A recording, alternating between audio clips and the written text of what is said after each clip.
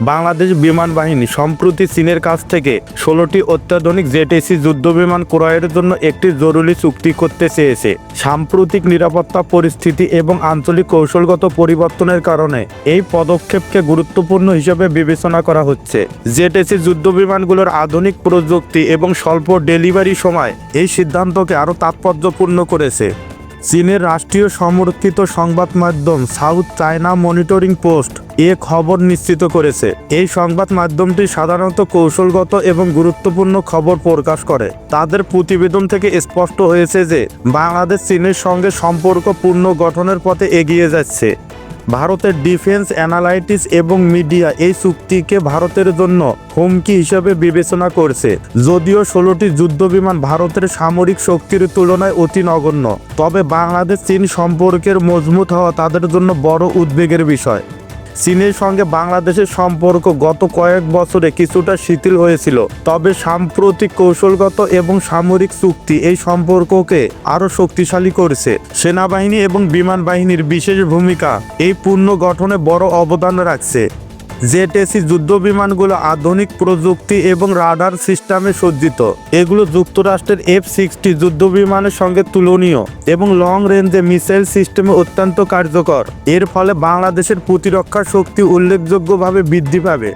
মার্কিন think tank RAND কর্পোরেশনের মতে জেট-এসি কেনার ফলে বাংলাদেশের অর্থনীতিতে চাপ পড়তে পারে। যদিও এটি টেকসই নয় বলে অনেকে মনে করছেন, তবে এই সিদ্ধান্তের পেছনে সামরিক এবং কৌশলগত গুরুত্বই মুখ্য।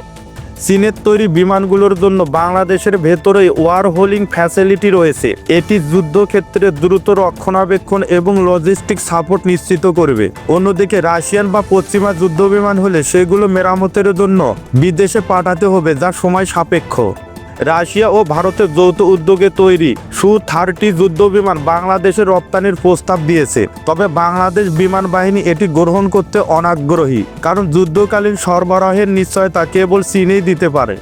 বাংলাদেশ পূর্বে রাশিয়ার ইয়াং-130 টেরিং বিমান ক্রয় করেছিল, তবে ভারতীয় আপত্তি এবং রাশিয়ার মনোমালিন্যের কারণে মাল্টিরোল যুদ্ধবিমান প্রকল্প সফল হয়নি। এখন চীনা জেট-এসি এই চাহিদা পূরণ করবে।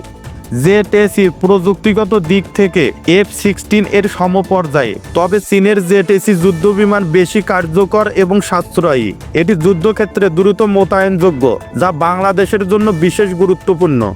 জেট-এসি ক্রয় প্রক্রিয়া আন্তর্জাতিক থিঙ্ক ট্যাঙ্ক এবং বিশেষজ্ঞদের নজরে এসেছে। এটি দক্ষিণ এশিয়ায় কৌশলগত ভারসাম্যের পরিবর্তন ঘটাবে বলে মনে করছেন অনেকে।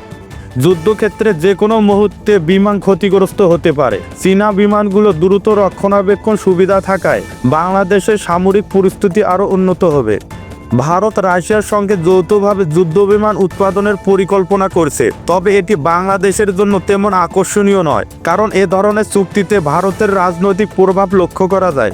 চীনের সঙ্গে এই চুক্তি বাংলাদেশের প্রতিরক্ষা ব্যবস্থাকে আরও শক্তিশালী করবে। এছাড়া ভারত এবং চীনের মধ্যে যে কোনো সংঘাতের সময় সরবরাহ নিশ্চিত রাখতে চীনের ভূমিকা গুরুত্বপূর্ণ হবে। জেট-এসি ক্রয়ের মাধ্যমে বাংলাদেশ 4.5 জেনারেশনের যুদ্ধবিমান পরিচালনার সক্ষমতা অর্জন করবে। এটি দক্ষিণ এশিয়ার প্রতিরক্ষা শক্তিতে নতুন মাত্রা যোগ করবে এবং বাংলাদেশের নিরাপত্তা এবং কৌশলগত অবস্থাকে মজবুত করবে।